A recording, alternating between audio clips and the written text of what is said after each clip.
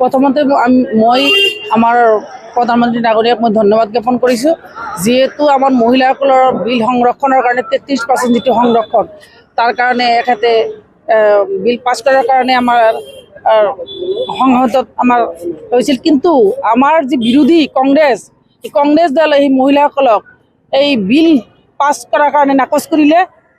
ধিক্কাৰ জনাইছোঁ কংগ্ৰেছক, কাৰণ মহিলাসকলে আজি সকলো দিশতে আগবাঢ়িছে।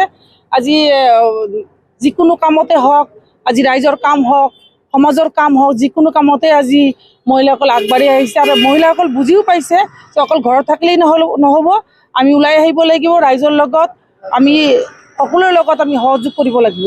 ধিক্কাৰ জনাইছোঁ, সেইকাৰণে আমি সকলো মহিলা আজি ওলাই আহিছোঁ। আমাৰ এই বিল পাছ কৰিবই লাগিব, যে যিকোনোভাৱেই হওক আমাৰ বিল পাছ কৰিবই লাগিব। আৰু প্ৰধানমন্ত্ৰী মুখ্যমন্ত্ৰী মহোদয় এওঁলোকে আমাৰ মহিলাসকলক যিদৰে সন্মান জনাইছে সেইকাৰণে আমি ধন্যবাদ জ্ঞাপন কৰিছোঁ। আৰু মহিলাসকলৰ যিটো আমাৰ 33% সংৰক্ষণ, এইটো আমাৰ সম্পূৰ্ণ ভাৰতবৰ্ষতে এইটো পাছ হ'ব। দুদিন আগে পিছে এইটো হ'বই, আপোনালোকে চাব।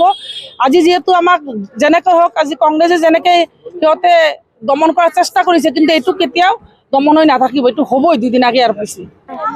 বাপুতি সাহন বহাগ বিহুৰ সকলোকে আন্তৰিক শুভেচ্ছা জ্ঞাপন কৰিছোঁ।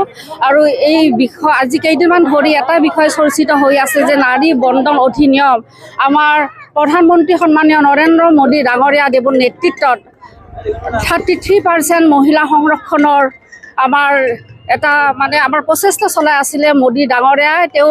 তেওঁ যিহেতু আমাৰ ভাৰতীয় জনতা পাৰ্টী নেতৃত্বাধীন চৰকাৰৰ প্ৰধান নীতি হৈছে যে নাৰী শক্তি হৈছে ৰাষ্ট্ৰ শক্তি।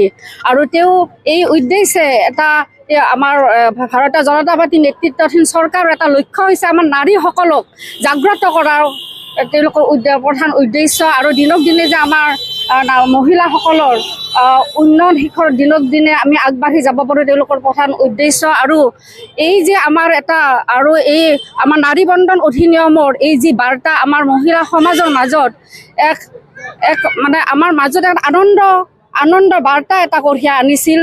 সকলো মহিলাৰ মুখত এটা হাঁহি আনিবলৈ সক্ষম হৈছিল। কিন্তু কংগ্ৰেছৰ যি এটা কুপ্ৰচেষ্টা, এই প্ৰচেষ্টা তেওঁলোকৰ এটা যি চিন্তাধাৰা মহিলাসকলক দমন কৰি ৰখা তেওঁলোকৰ যি এটা নীতি, তেওঁলোকৰ প্ৰচেষ্টা, সেই দমন নীতিৰ জৰিয়তে মহিলাসকলৰ এই নাৰী বন্ধন অধিনিয়মৰ তেওঁলোকে আমাৰ এই প্ৰচেষ্টাটো সফল হ'ব নিদিলে, তেওঁলোকে আমাক দমন নীতিৰে দমন কৰি ৰাখিবলৈ চেষ্টা কৰিছে। গতিকে আজি আমি সকলোৱে ওলাই আহিছোঁ, মহিলাসকল, যুৱ মৰ্চা, মহিলা মৰ্চা মিলি আমি তেওঁলোকৰ এই দমন নীতিৰ বিৰুদ্ধে আমি একগোট হৈ ওলাই আহিছোঁ।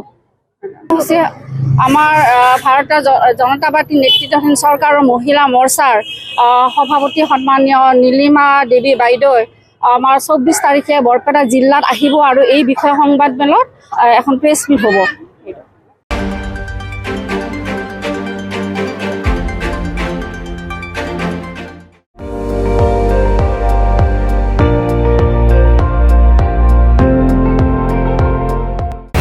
আপুনি চাই আছে ND24, সৰ্বশ্ৰেষ্ঠ নহয় সৰ্বোত্তমৰ দৌৰত।